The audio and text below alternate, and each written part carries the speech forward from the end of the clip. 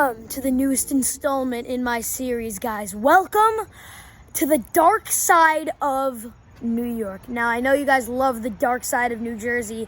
It was amazing, pretty scary. We're gonna go bigger and better this year, so it's gonna be amazing. Buckle your seatbelts. Dark side of New York. It's gonna be amazing. It's gonna be really scary. We're going in my house right now, and we're going to interview one of my dad's old friends. His name is Vic. He knows a lot of stuff about the history of New York and all the scary places. So let's go.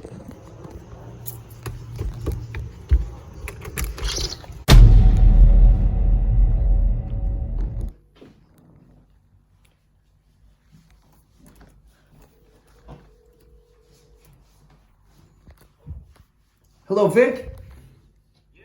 How are you? My name is Doug King. I haunted places in New Jersey, and now he's doing one on New York, and I was hoping maybe we could give you a call and kind of just get some ideas from you sometime soon. Yeah, sure. I got to tell you, there are a number on haunted places in New York and haunted sites in New York. But sure, and if you want, I'll tell them to give me a call. I'll give. I mean, if you have a few minutes right now, we can just chat. He's at home. Yeah, okay. Arches, and right. We knew a little bit about that. But I remember you drove us and you took us to a house in the West Village, kind of like a hippie lady who used to come out a lot. Yes. Yeah, tell us about that one. Well, it's actually, I can remember okay, this is the deal on that house. There were actually three ghosts that resided in, around, or about that house. And the house goes back to about maybe the to the 1800s. And the first one is, the first ghost was an older man whose daughter was getting married, and he owned and lived in the house, and he was being taken to the wedding, or he was supposed to have been taken to the wedding. The horse-drawn carriage picked him up, and it was late, and he was becoming very perturbed, and they heard the clippity-clop of a horse coming around the corner, and he ran out into the street, only it wasn't his handsome cab, and he was run over and killed. And so he was dressed in wedding attire. Correct. Yes, I remember this. Tails on. Wow. He had a tux and tails on, and he was killed. He was killed, and people claim, especially taxi cab drivers, claim that they would come around the corner and they would see a guy come out in 18 type. Now this one here is that what street was that again? It wasn't Christopher Street. It was, wait a minute. Was that like Bedford? No. No. It was Christopher. It was right near Christopher Street. Now there was one we saw that was Gay Street. Yeah, Gay Street. That's the Gay one? Street. Yeah, Yes. my son actually read about that one. Yes, that's it. It's the house on Gay Street. I think it's number 14 or number 16. Used to come out dressed in like colorful clothes. It's the same house. It's the same house. Wow. I've read about that. Yeah, it's the same house, and it was okay. So that was the first time. Then years later, the house fell into disrepair and stuff like that, and whatever. But there was a young girl who people believe that she was murdered in the house. And this She was what? She was murdered in the house. Oh, murdered.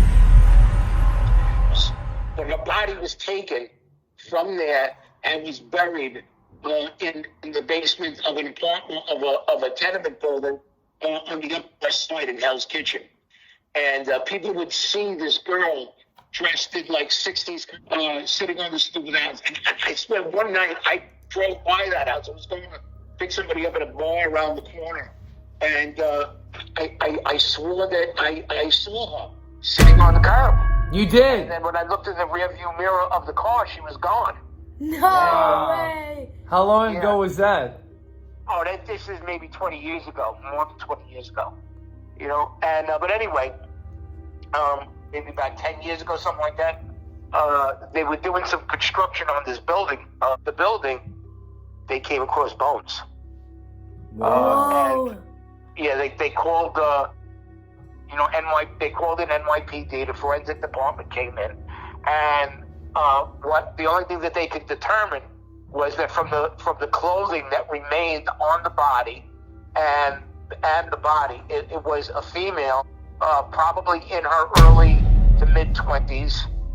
She was probably killed in the 60s, and from the decomposition and whatnot of the bones, and from the clothes and whatnot. I mean, it was apparent that she was wearing, like 60s type, 60s type clothing.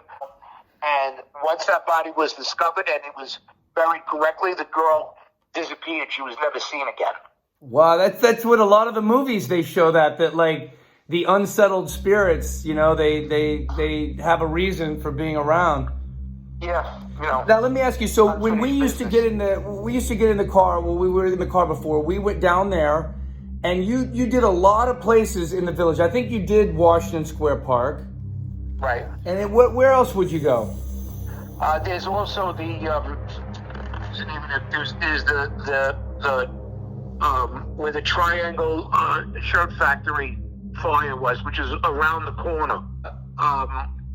Around the turn of the century, say between I don't know, maybe around between maybe 1910 maybe 1920, somewhere thereabouts, and there was a whole bunch of young women died in the building because all of the exit doors were locked. Whoa. Fire started, and there's actually a famous picture in the New York Times of the bodies stacked up like cordwood. Oh my gosh! And this was all the covered. people that were working in the factory. Correct. Yes. So Vic, do you we'd love to he made this one show about the haunted places in New Jersey, and we really liked it. We only did 4 places, and he's going to do one. Can we reference you? What's your last name? Spitaleri. Sure, you can reference me. And your first name is Vic. Right. Well, Victor. Yeah. Victor. Great. Everybody Well, we'll calls me send. Victor. We'll let you know when it's out, and Yeah. yeah. Charlie's been doing a lot of cool stuff lately. Check out the channel Project CK on YouTube. Okay, I will do that. Project CK. Project CK. That's Yes. Charlie King CK. Okay, I'll do that. All right, Vic. Thank you so much.